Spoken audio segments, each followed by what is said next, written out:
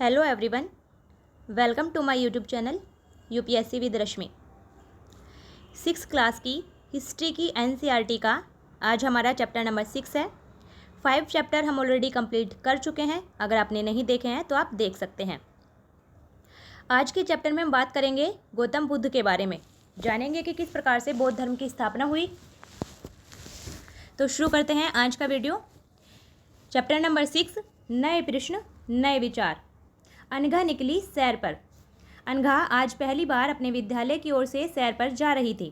इसके लिए उसने देर रात पुणे, यानी महाराष्ट्र में है पुणे, और पुणे से वाराणसी उत्तर प्रदेश की ट्रेन पकड़ी।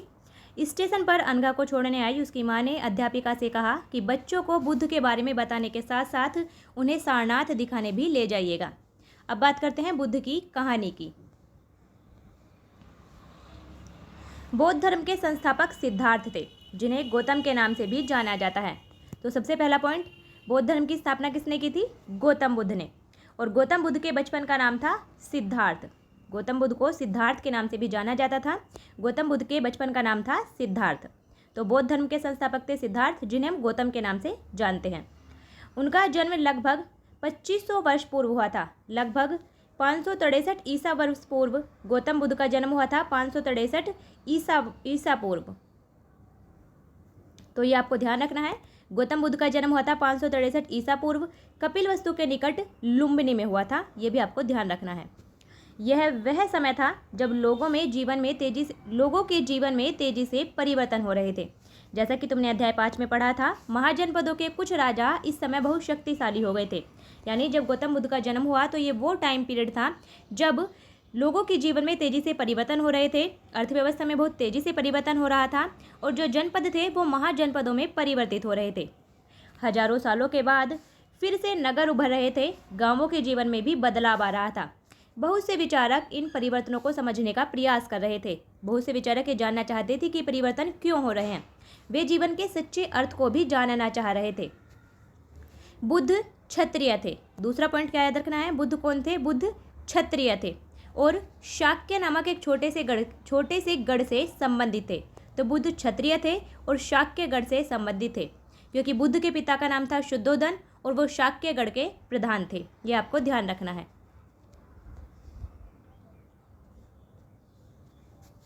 युवा अवस्था में ही ज्ञान की खोज में उन्होंने घर के सुखों को छोड़ दिया। लगभग 29 वर्ष की अवस्था में गौतम बुद्ध ने गृह त्याग दिया था। अनेक वर्षों तक वे भ्रमण करते रहे और अन्य विचारकों से मिलकर चर्चा करते रहे।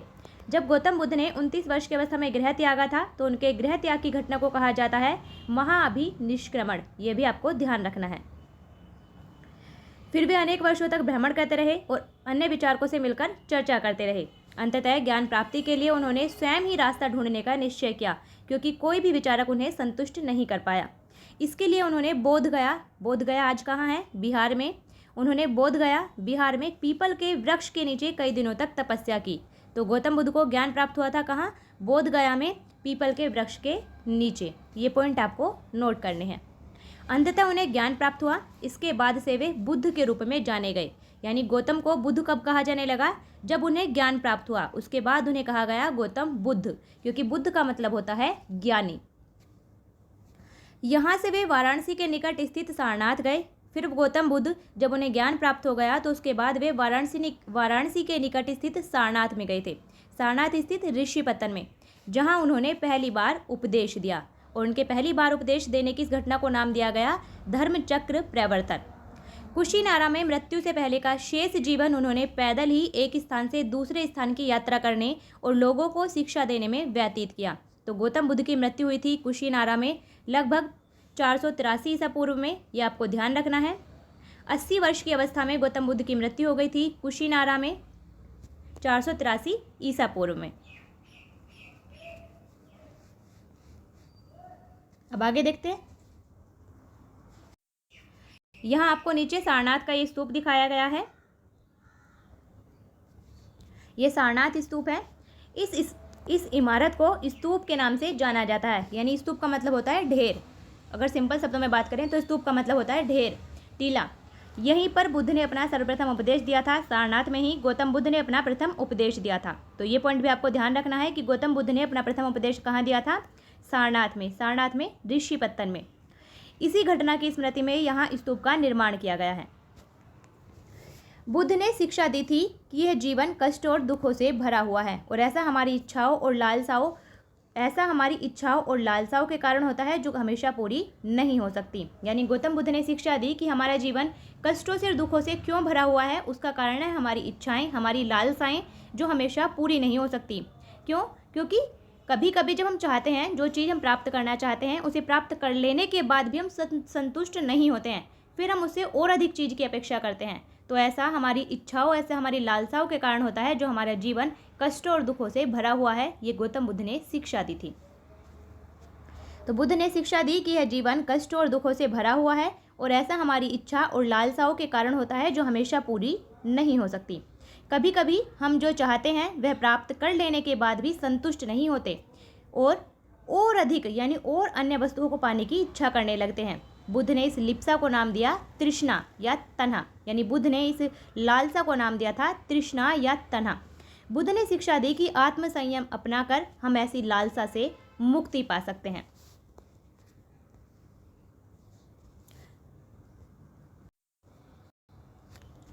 उन्होंने यानी गौतम बुद्ध ने लोगों को दयालु होने तथा मनुष्यों के साथ साथ जानवरों के जीवन का भी आदर करने की शिक्षा दी।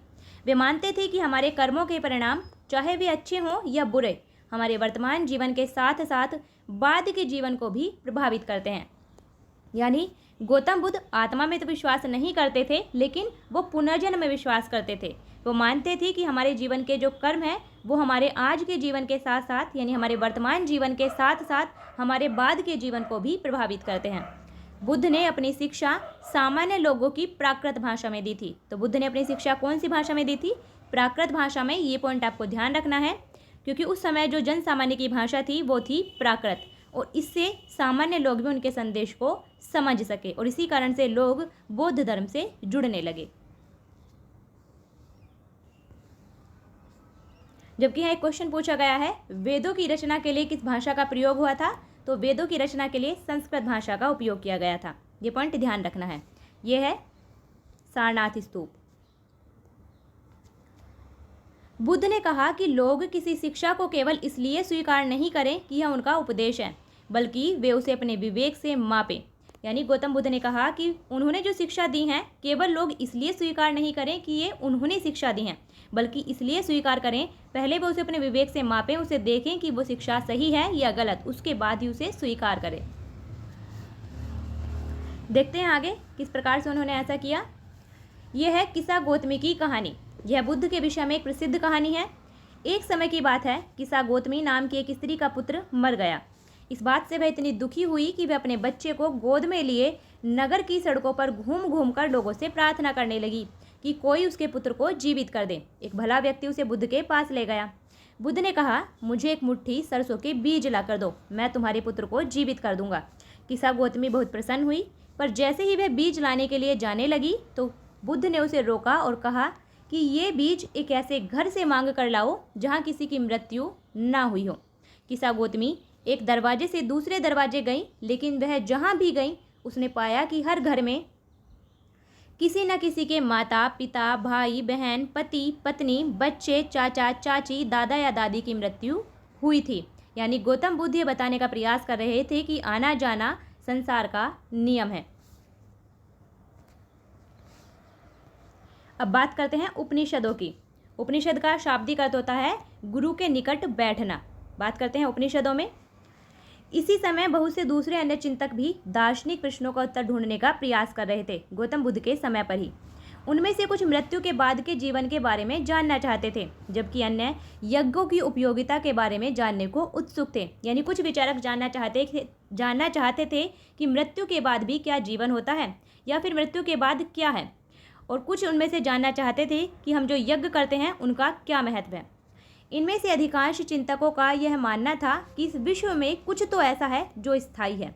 यानी कुछ विचारक ऐसा मानते थे कि विश्व में कुछ ऐसा है जो हमेशा स्थायी है और जो मृत्यु के बाद भी बचा रहता है। उन्होंने इसका वर्णन किया आत्मा तथा ब्रह्म यानी सार्वभौम आत्मा के रूप में, और उन्होंने उसे कहा आत्मा या फिर सार्वभौम आत्मा यानी ब्रह्म। और वे मानते थे कि अंततः आत्मा तथा ब्रह्म एक ही हैं। यानी उन्होंने माना कि मृत्यु के बाद जो स्थायी रहता है वो है आत्मा यानी ब्रह्म, और वे मानते थे कि मृत्यु के बाद फिर अंततः आत्मा और ब्रह्म एक में ही विलीन हो जाते हैं। आत्मा और ब्रह्म एक ही हैं।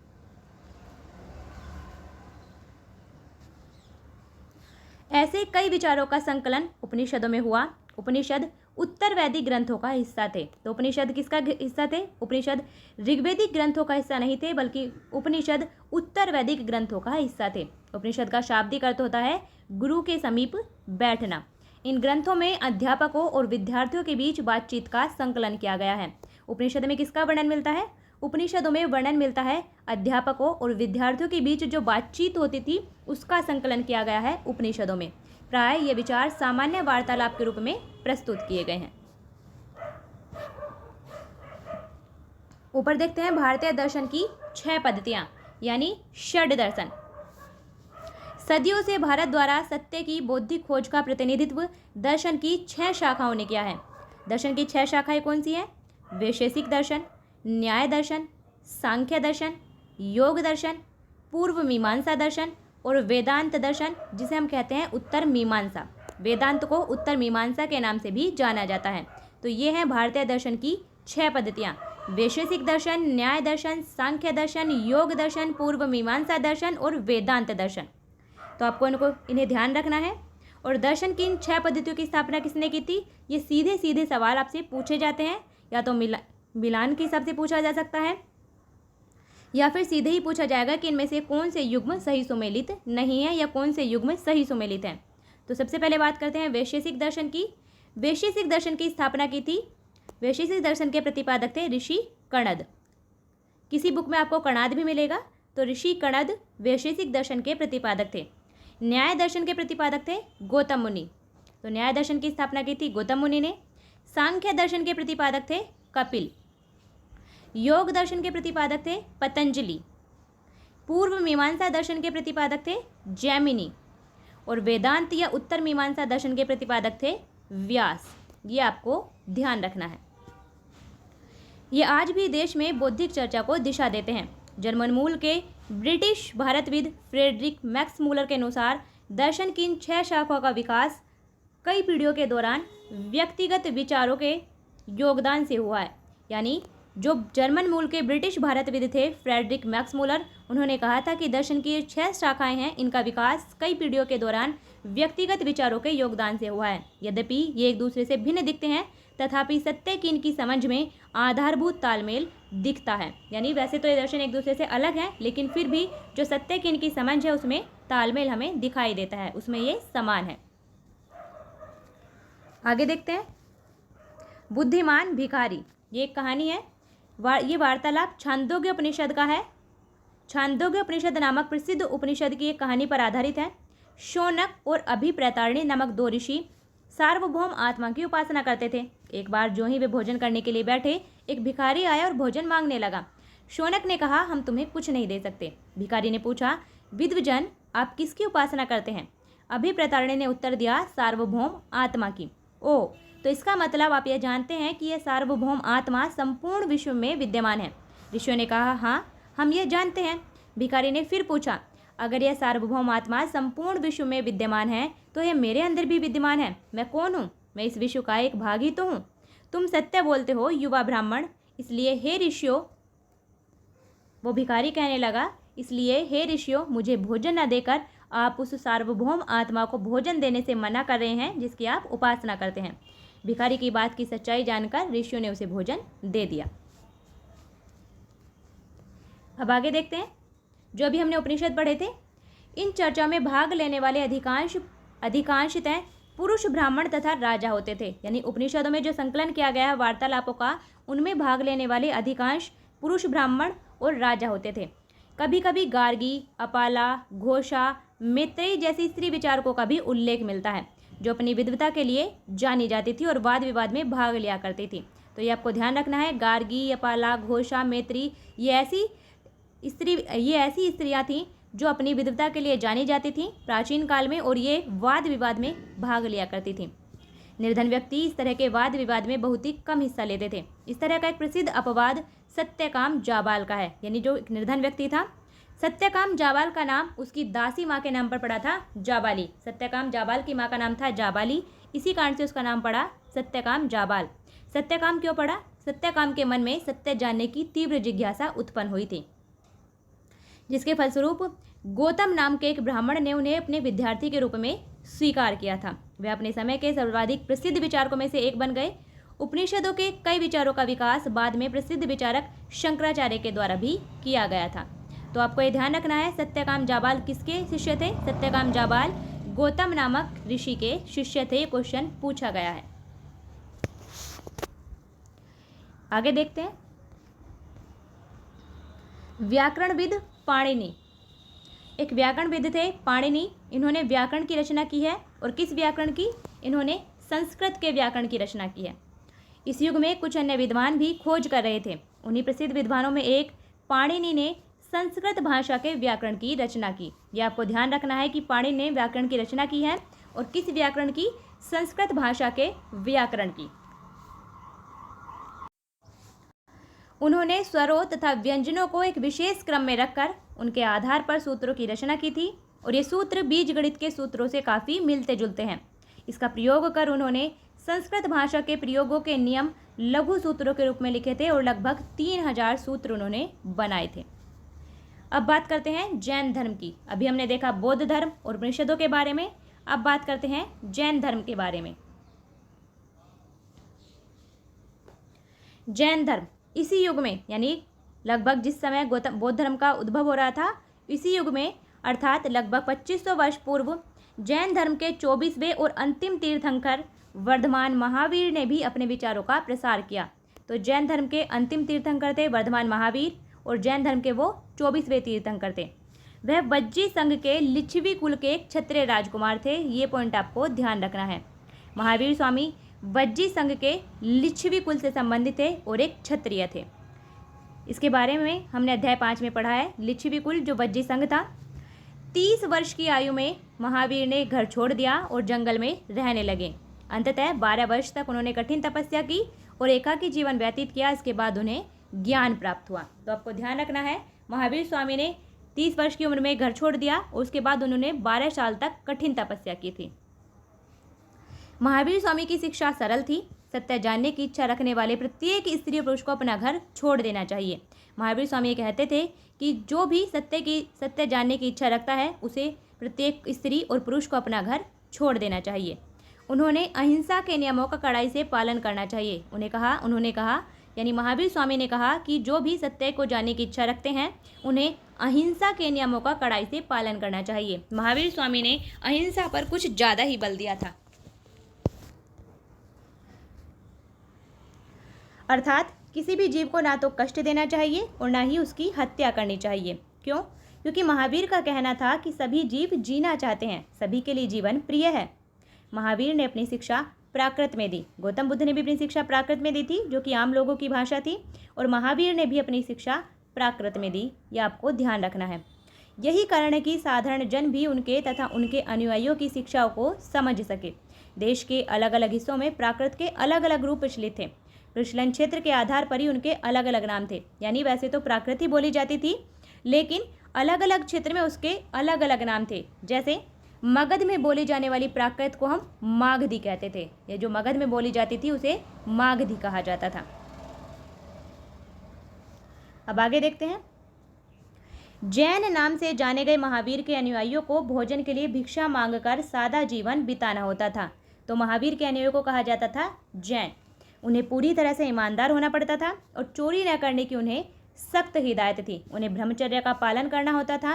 पुरुषों को वस्त्रों सहित सब कुछ त्याग देना पड़ता था।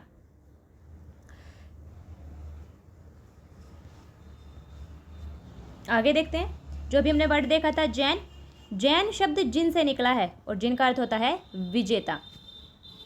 जब महावीर स्वामी को ज्ञान प्राप्त हुआ था तब उन्हें नाम दिया गया था जैन, महावीर जैन।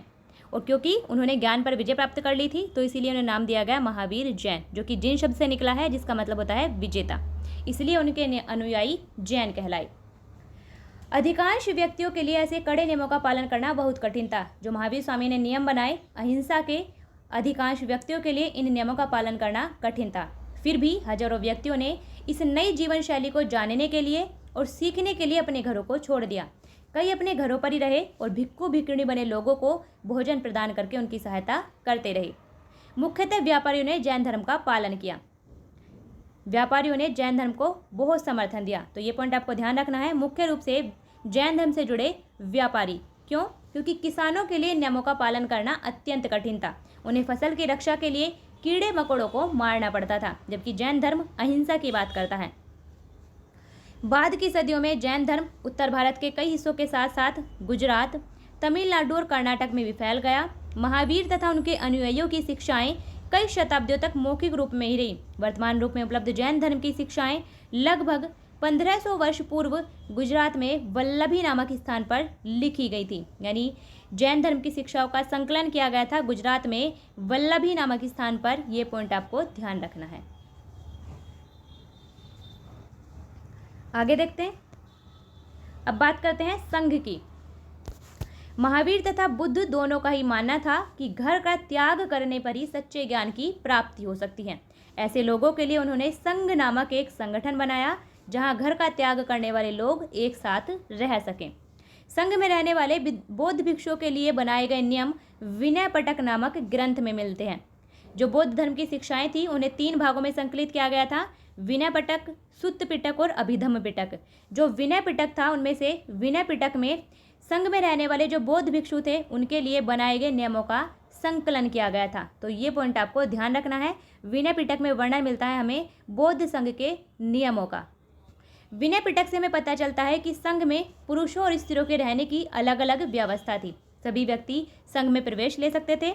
हालांकि संघ में प्रवेश लेने के लिए बच्चों को अपने माता पिता से, दासों को अपने स्वामी से, राजा के यहाँ काम करने वाले लोगों को राजा से और कर्जदारों को अपने देनदारों से अनुमति लेनी होती थी। एक स्त्री को इसके लिए अपने पति से अनुमति लेनी होती थी।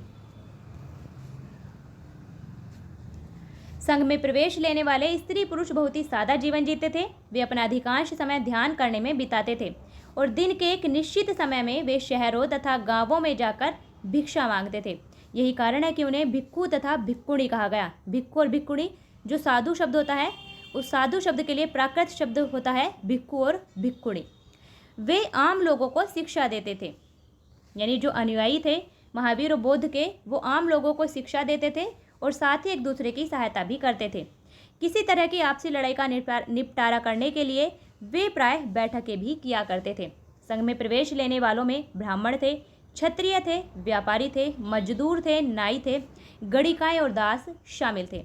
इनमें से कई लोगों ने बुद्ध की शिक्षाओं के विषय में लिखा और कुछ लोगों ने संघ में अपने जीवन के विषय में सुंदर कविताओं की रचना की। आगे देखते हैं विहार। जो आज हम बिहार यूज करते हैं वो इसी विहार से बना है, जिसे हम आज बिहार कहते हैं। बिहार का मतलब होता है रहने की जगह। जैन तथा बौद्ध भिक्खु पूरे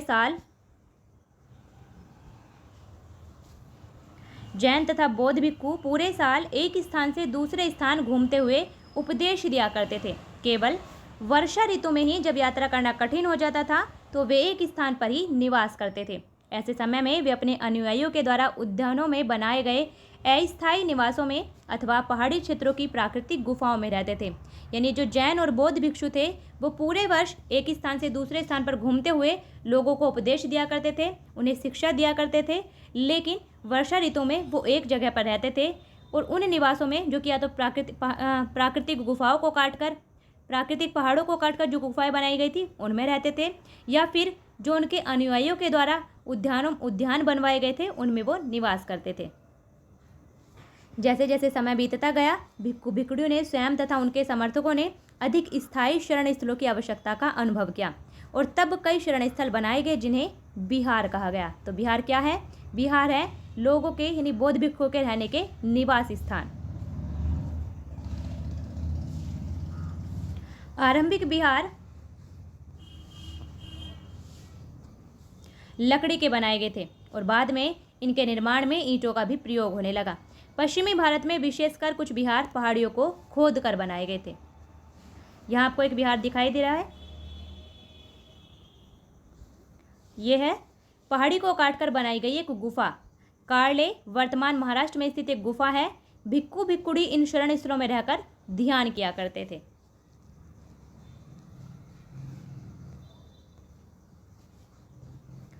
एक बौद्ध ग्रंथ से ज्ञात होता है, जिस तरह महासागरों में मिलने पर नदियों की अलग अलग पहचान समाप्त हो जाती है, ठीक उसी तरह से बुद्ध के अनुयायी जब भिक्षुओं की श्रेणी में प्रवेश करते हैं तो वे अपना वर्ण, श्रेणी और परिवार सब त्याग देते हैं। यानी जैसे महासागर में मिलने पर नदियों की अपनी कोई पहचान नहीं होती, उसी तरह से जो बुद्ध के अनुयायी थे उनकी भी अपनी वर्ण के आधार पर या उनकी क्या श्रेणी है उसके आधार पर कोई पहचान नहीं थी। वो संघ में शामिल होने पर सिर्फ बुद्ध के शिष्य कहलाते थे, वो बुद्ध के अनुयायी थे। प्राय किसी धनी व्यापारी, राजा अथवा भूस्वामी के द्वारा दान में दी गई भूमि पर विहार का निर्माण होता था। स्थानीय व्यक्ति भिक्खु भिक्षुणियों के लिए भोजन, वस्त्र तथा दवाइयाँ लेकर आते थे, जिसके बदले ये भिक्खु और भिक्षुणी लोगों को शिक्षा देते थे। आगे आने वाली शताब्दियों में बौद्ध धर्म उपमहाद्वीप के विभिन्न हिस्सों के साथ साथ बाहरी क्षेत्रों में भी फैल गया। इस समय बौद्ध धर्म की एक नई धारा महायान का विकास हुआ था। यानी बौद्ध धर्म दो भागों में बंट गया, हीनयान और महायान। इसकी दो मुख्य विशेषताएं थीं। जो महायान शाखा थी बौद्ध धर्म की, उसकी दो विशेषताएं थीं। पहली, मूर्तियों में बुद्ध की उपस्थिति सिर्फ कुछ संकेतों के माध्यम से दर्शाई जाती थी। यानी वो बुद्ध की मूर्तियां नहीं बनाते थे, बल्कि बुद्ध की मूर्तियों में बुद्ध की उपस्थिति कुछ संकेतों के माध्यम से ही दिखाई जाती थी। जैसे मिसाल के तौर पर उनकी निर्वाण प्राप्ति को पीपल के पेड़ की मूर्ति के द्वारा दर्शाया जाता था। जहाँ गौतम बुद्ध को ज्ञान प्राप्त हुआ था, निर्वाण प्राप्त हुआ था, उसमें गौतम बुद्ध की मूर्ति नहीं है, बल्कि गौतम बुद्ध की निर्वाण प्राप्ति को एक पीपल के पेड़ की मूर्ति के द्वारा दर्शाया गया है, क्योंकि गौतम बुद्ध को ज्ञान प्राप्त पीपल के वृक्ष के नीचे हुआ था। तो इस तरह की मूर्तियाँ बनाई जाती थी, पर अब बुद्ध की प्रतिमाएं बनाई जाने लगी। पहले ऐसा नहीं होता था, लेकिन अब बुद्ध की प्रतिमाएं बनाई जाने लगी। इनमें से अधिकांश मथुरा में बनी तो कुछ तक्षशिला में बनाई जाने लगी, और मथुरा उस समय मूर्ति के लिए प्रसिद्ध केंद्र था। दूसरा परिवर्तन आया बोधिसत्व में। दूसरा परिवर्तन बोधिसत्व में आस्था को लेकर आया। बोधिसत्व किसे कहते हैं? बोधिसत्व उन लोगों को कहते हैं जो ज्ञान प्राप्ति के बाद एकांतवास करते हुए ध्यान साधना कर सकते थे, लेकिन ऐसा करने के बजाय उन्होंने लोगों को शिक्षा देने और मदद करने के लिए सांसारिक परिवेश में रहना ही ठीक समझा। धीरे धीरे बोधिसत्व की पूजा काफ़ी लोकप्रिय हो गई और पूरे मध्य एशिया, चीन और बाद में कोरिया तथा जापान तक भी ये बोधिसत्व की पूजा फैल गई। बौद्ध धर्म का प्रसार पश्चिमी और दक्षिणी भारत में हुआ, जहाँ बौद्ध भिक्षुओं के रहने के लिए पहाड़ों में दर्जनों गुफाएं खोदी गई थीं। तो बौद्ध धर्म का प्रसार मध्य एशिया, चीन, कोरिया, जापान, पश्चिमी भारत, दक्षिणी भारत, इन जगहों पर हो गया। बौद्ध धर्म दक्षिण पूर्व की ओर श्रीलंका, म्यांमार, थाईलैंड, इंडोनेशिया के साथ साथ दक्षिण पूर्वी एशिया के अन्य भागों में भी फैला। थेरवाद नामक बौद्ध धर्म का आरंभिक रूप इन क्षेत्रों में कहीं अधिक प्रचलित था। तो ये पॉइंट आपको ध्यान रखना है। ये क्वेश्चन यूपीएससी में पूछा गया है कि थेरवाद किसकी शाखा है? तो थेरवाद बौद्ध धर्म की शाखा है। बौद्ध धर्म का जो प्रारंभिक रूप था वो थेरवाद था। अब बात करते हैं तीर्थयात्री। तीर्थयात्री किसे कहते हैं? तीर्थयात्री वे स्त्री पुरुष होते हैं जो प्रार्थना के लिए पवित्र स्थानों की यात्रा किया करते हैं। इसी तरह भारत की यात्रा पर आया चीनी बौद्ध तीर्थयात्री फाशियन काफ़ी प्रसिद्ध है। वह करीब 1600 साल पहले भारत आया था। उसके लगभग फिर xuanzang आया। पहले चीनी यात्री आया था फाशियन, उसके बाद दूसरा चीनी यात्री आया xuanzang, लगभग 1400 साल पहले भारत आया, और xuanzang के लगभग 50 साल बाद इत्सिंग आया। तो ये आपको क्रम याद रखना है, पहले फाशियान, उसके बाद xuanzang और उसके बाद इत्सिंग। ये क्वेश्चन भी पूछा जा चुका है। वे सब बुद्ध के जीवन से जुड़ी जगहों और प्रसिद्ध मठों को देखने के लिए भारत आए थे। जो चीनी बौद्ध तीर्थयात्री थे वो बौद्ध धर्म की जगहों को देखने के लिए और मठों को देखने के लिए भारत आए थे। इनमें से प्रत्येक तीर्थयात्री ने अपनी यात्रा का वर्णन लिखा है। उन्होंने अपनी यात्रा के दौरान आई मुश्किलों के बारे में भी लिखा। इन यात्राओं में कई वर्ष लग जाया करते थे। जिन देशों और मठों को उन्होंने देखा उनके बारे में उन्होंने लिखा, और उन किताबों के बारे में भी लिखा जिन्हें वे अपने साथ ले गए थे।